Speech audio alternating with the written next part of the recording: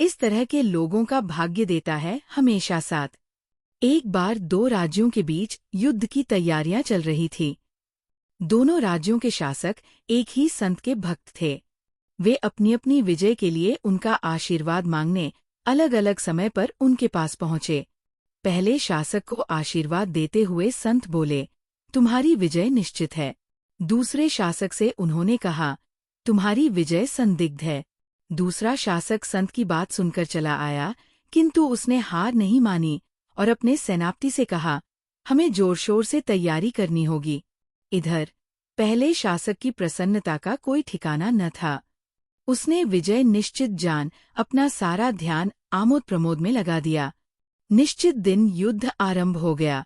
जिस शासक को विजय का आशीर्वाद था, उसे तो कोई चिंता ही न थी। उसके सैनिकों ने युद्ध का अभ्यास तक नहीं किया था। दूसरी ओर जिस शासक की विजय संदिग्ध बताई गई थी, उसने व उसके सैनिकों ने दिन रात एक कर युद्ध की अनेक बारीकियां जान ली थी। उन्होंने युद्ध में इन्हीं बारीकियों का प्रयोग किया और कुछ ही देर बाद पहले शासक की सेना को परास्त कर दिया। अपनी हार पर पहला शासक बौखला गया और संत के पास जाकर बोला, महाराज, आपकी वाणी में कोई शक्ति नहीं है। आप गलत भविष्यवाणी करते हैं। ये सुनकर संत बोले, पुत्र, इतना बौखलाने की आवश्यकता नहीं।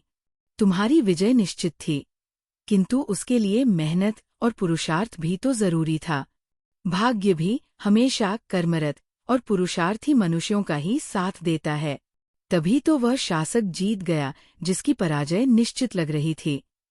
ये सुनकर पराजित शासक लज्जित हो गया और संत से क्षमा मांगकर लौट गया।